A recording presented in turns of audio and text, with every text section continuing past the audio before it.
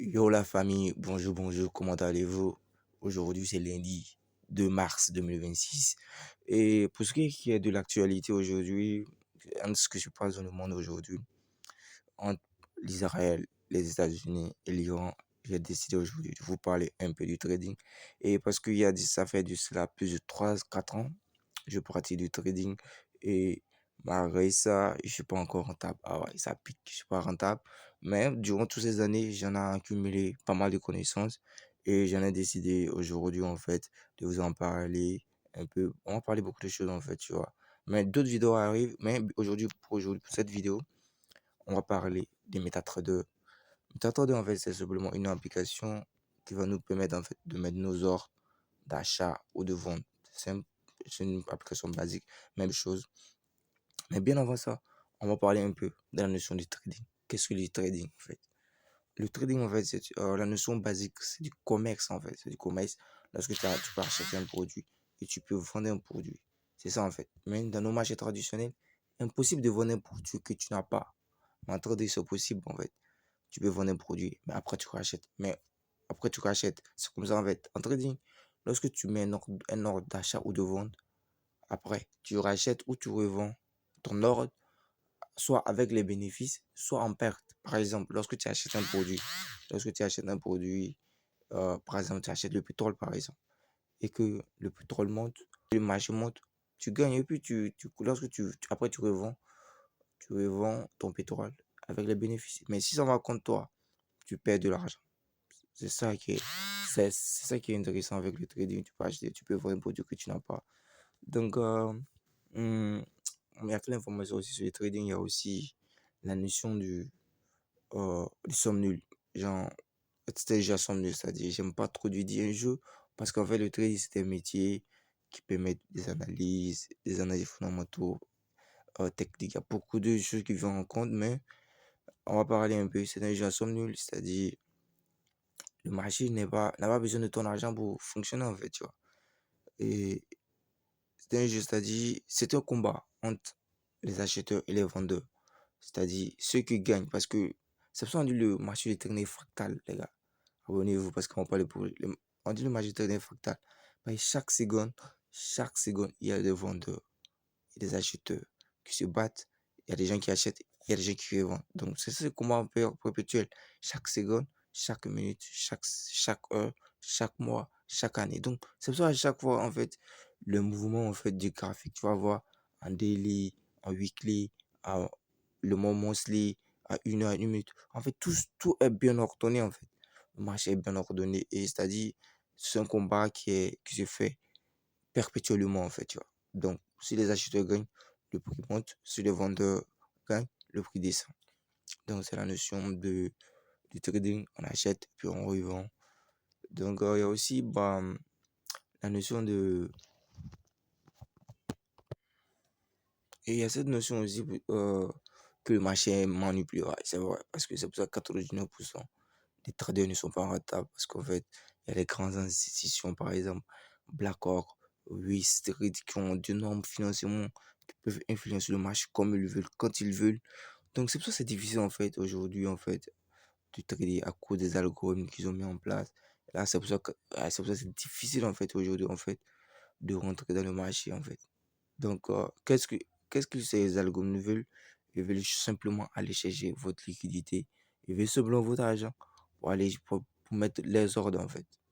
Et par exemple, il y a des traders particuliers. Par exemple, nous, par exemple, on va essayer de mettre nos stops en dessous des zones de supervision, des zones de demande. Et ils vont venir chercher notre stop loss pour avoir de l'argent. Et souvent, en fait, on a le bon biais, c'est-à-dire, on a le bon biais. On sait où le prix va aller, mais on met notre stop loss un peu juste en bas et ils vont venir chercher avant que le prix va dans notre sens. C'est pour ça, en fait, c'est pour ça que la plupart des traders ne sont pas rentables, en fait. Donc, tout ce nous, on va essayer de faire, on va essayer de comprendre la notion de liquidité ou à quel moment où on va mettre le stop loss ou on va pas mettre. Donc, pour cette vidéo, on va pas trop se fatiguer. On va parler de MetaTrader, de comment ça fonctionne, comment mettre des ordres, des achats ou de ventes. Donc, pour ce faire, on va rentrer dans l'application. c'est cette application en question. Ceux qui n'ont pas l'application, ils peuvent aller télécharger parce qu'on va en parler et je vais vous expliquer comment ça se passe. Et donc, voici comment se présentera, comment dirais-je, l'interface de l'application. Ah ouais, vous voyez actuellement les BTC, leur micro, leur USD. Donc, vous n'êtes pas obligé en fait de traiter tous les autres. Moi, je sélectionne celui-là juste pour les années parce que actuellement, je suis en train de mener une stratégie en place. Donc, lorsque vous serez ici, vous ne serez pas connecté en fait. Vous devez créer d'abord un compte à partir d'un broker. Regardez là, vous venez juste là, dans les trois traits. Vous appuyez. Actuellement, je suis connecté dans un compte dérive de mots. Ah ouais. Actuellement, je suis en truc, comment dirais-je, ils sont en train de mettre une stratégie en place pour ceux qui veulent suivre mon stratégie et comment je fais, comment je mets cette stratégie en place. Ils sont en train de voir si ça fonctionne. Pour ceux qui veulent me suivre, qui s'abonnent, parce qu'on parle à beaucoup de choses. Lorsqu'on vient dans mes historiques, il y a du vert, il y a du rouge, il y a du vert, il y a du rouge. Ah ouais, ça fait pas mal de temps, hein. Je sais pas, ça fait trois mois que je mets cette stratégie en place pour savoir si ça fonctionne. Pour ceux qui veulent me suivre, qui s'abonnent, parce qu'on parle à beaucoup de choses, les gars. Et donc, en revenant sur les graphiques, vous n'aurez pas de compte, vous devez créer votre compte à partir de votre broker. Il y a beaucoup de brokers. Par exemple, en Afrique de l'Ouest, par exemple, on a XNEX, on a Deriv, il y a beaucoup plus. Il y a XM aussi. Il y a beaucoup de traders. Donc, vous pouvez, euh, vous pouvez, vous créer vos comptes à partir de votre broker. Et pour ce qui est des brokers aussi, en fait, il y a la plupart des brokers en Afrique ne nous permettent pas, en fait, il faut de rentrer dans les marchés financiers réellement, en fait. Qu'est-ce qu'ils font? Ils parient contre vous parce que ils savent que 99% des traders sont pas rentables. Donc, qu'est-ce qu'ils font? Ils mettent quelque chose en place. Lorsque tu mets un ordre d'achat, par exemple, sur le, eux, ils parient contre toi automatiquement. Si toi, tu achètes, eux, ils vendent contre toi. Donc, ils veulent simplement votre argent. Donc, c'est pas grave. C'est pas grave. Et ça tue tout comme ça. Lorsque vous gagnez, c'est eux qui vont te donner cet argent. Donc, la plupart des brokers en Afrique sont comme ça. Ils parlent contre vous. Ils ne veulent pas, mais ils veulent pas de vos résultats. Tout ce qu'ils veulent, c'est votre argent. Donc, nous aussi, on va pas se laisser faire. On va travailler dur jusqu'au bout pour prendre l'argent. Donc, voici comment se présente des phrases de l'article. Ici, on a les cotations. Et non, là, pas là-bas. Juste là. Ici, on va ajouter les cotations. En fait, les cotations, en fait, ce sont les paires qu'on va trader. Ici, le, comment dire, on a le BTC qui est ici. On a le gold en micro. Parce que sur le gold elle-même, tu peux pas mettre des petits ordres. Par exemple, si tu as un capital de $10, tu peux pas rentrer dans, comment dire, euh, sur le marché du gold réellement. Donc, souvent, nous, on trade en micro. Et ce sont des petites fractions, en fait. Donc, on achète. Et on a l'euro USD, on a les GP USD, et puis on a l'or elle-même qui est là. Vous voyez ici, il n'y a pas de micro, en fait. C'est l'or elle-même qui est là. Donc, il y a le GBPJ micro aussi qui est là. Donc, il y a il y a du Forex. Tout ça sont du Forex et ça, c'est des cryptos. Donc, et j'aurai une vidéo sur les indices synthétiques pour ceux qui aiment les indices, qui s'abonnent. Parce qu'on parlait à beaucoup de choses. Donc.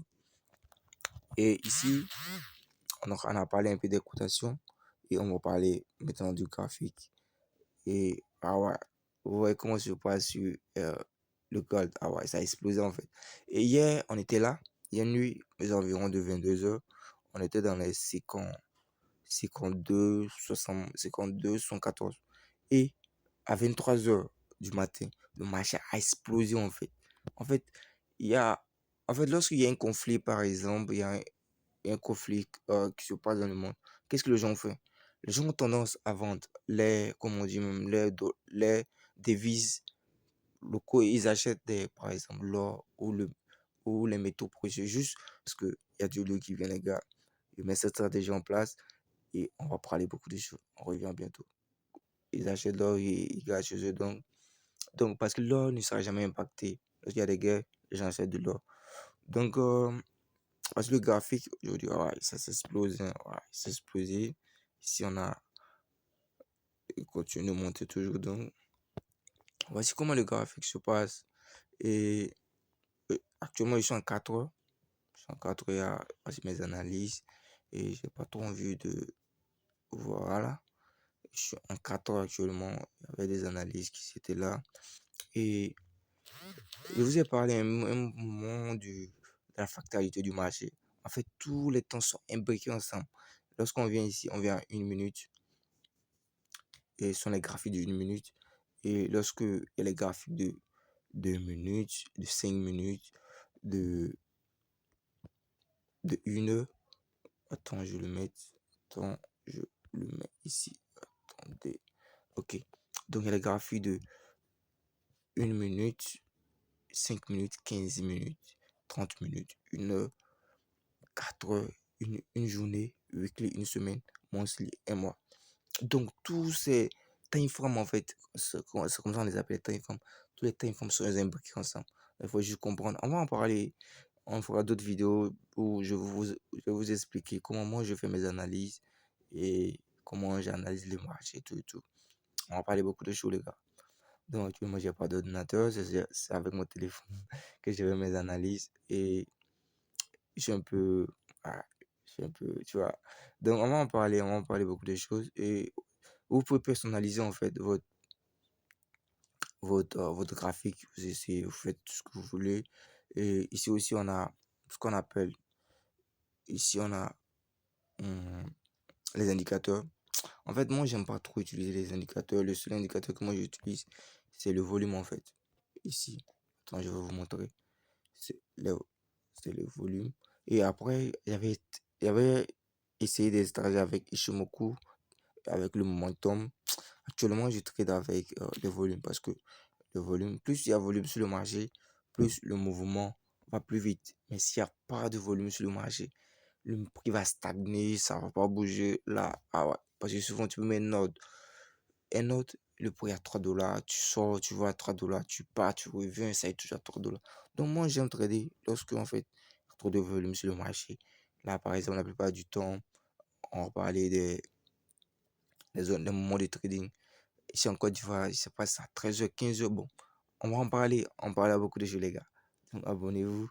Et voici les indicateurs. Si vous voulez utiliser d'autres indicateurs, vous pouvez ajouter. Il y a beaucoup d'indicateurs. Ah, moi, je dirais, vous n'aurez pas besoin de tous ces indicateurs pour trader. Ah ouais. Là, simple un indicateur, volume, analyse technique, simplement, ou soit des analyses fondamentaux. Et ici, en fait, je vais vous parler aussi de comment mettre un ordre. Ici, on a le sell lorsqu'on veut vendre le marché. Et ici, on a buy lorsqu'on va acheter. Ici, en fait, il y a le lot du trading. En fait, c'est le ratio. Lot, en fait, c'est le lot. C'est juste mettre. En fait, les gens, la plupart du temps, en fait, les gens ne font pas attention au nombre de lots. En fait, c'est juste pour se mettre à l'abri, en fait. Lorsque, par exemple, tu veux mettre un achat, par exemple. Supposons qu'on veut mettre un achat. On fait une simulation et je vais appuyer ici. Par exemple, je vais mettre, par exemple, un buy limit, par exemple. Et sur cette zone de résistance, si par exemple, je veux acheter le prix, lorsque le prix va descendre pour arriver là, et je mets là, et je mets un sell stop, c'est-à-dire, voici le lot qui est là. Donc, par exemple, si par exemple, moi, je veux payer, par exemple, 10 dollars ou 60 dollars, par exemple. Voici le lot qu'il me faut.